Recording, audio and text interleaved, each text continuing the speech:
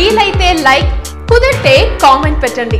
ఇలాంటి interesting breaking big news మాకు తెలిసిన వెంటనే మీకు తెలియజేస్తాం. అనుకున్నట్లుగానే నాగ చైతన్య, సమంత అక్కినేని బాక్సాఫీస్ దగ్గర సందడి చేస్తున్నారు. వీళ్ళు కలిసి నటించిన మజిలీ సినిమా సంచలన విజయం దిశగా అడుగులు వేస్తుంది. 7 రోజుల్లోనే ఈ చిత్రం 28 కోట్ల వరకు షేర్ తీసుకువచ్చింది. ఇప్పటికే అన్ని చోట్ల లాభాల బాట పట్టింది మజిలీ. తెలుగు రాష్ట్రాల్లో ఇప్పటికే 20 కోట్లకు పైగానే వసూలు చేసింది ఈ చిత్రం. ఇక్కడ 16 కోట్లకు సినిమాను అమ్మేశారు. ఇప్పటికే పెట్టుబడి చాలా చోట్ల వెనక్కి వచ్చేయడమే కాకుండా లాభాలు తీసుకొచ్చింది మజిలీ.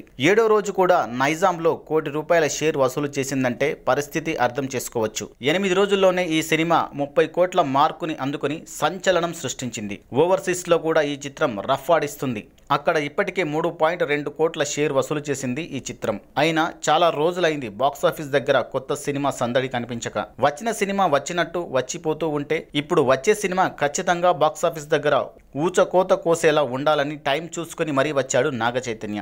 ఆయనకు తోడుగా సమంతను కూడా తీసుకొచ్చాడు. దాంతో ఈ భార్యాభర్తల బంధాన్ని చూడడానికి థియేటర్స్ వైపు క్యూ కడుతున్నారు ప్రేక్షకులు. శైలజారెడ్డి అల్లుడు జస్ట్ ఓకే అనిపించడంతో ఇప్పుడు మజిలీ సినిమాతో కోరుకున్న విజయాన్ని అందుకున్నాడు చైతు. కాస్త స్లోగానే ఉందని టాక్ వచ్చినా కూడా చైతు, శామ్ మ్యాజిక్ మజిలీకి బాగానే కలిసి వచ్చింది. తొలి వీకెండ్ అంతా మజిలీ ఆవానే కనిపించింది. వాళ్ళిద్దరూ ఉండడంతో అభిమానులు కూడా పండగ చేసుకుంటున్నారు. నిన్ను కోరి లాంటి ఎమోషనల్ ఎంటర్టైన్ తర్వాత శివ నిర్వాణ తెరకెక్కించిన సినిమా ఇది. చాలా ఏళ్ల తర్వాత నాగ చైతన్యకు వచ్చిన బ్లాక్ బస్టర్ ఇది. తొలి సినిమా మాదిరే ఇందులో కూడా పెళ్లితోనే ప్రేమ మొదలవుతుందని చూపించాడు దర్శకుడు Shiva.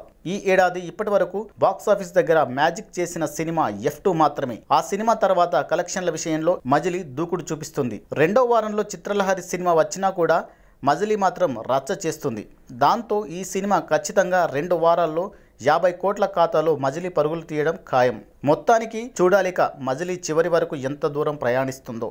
For more details please like, share and subscribe.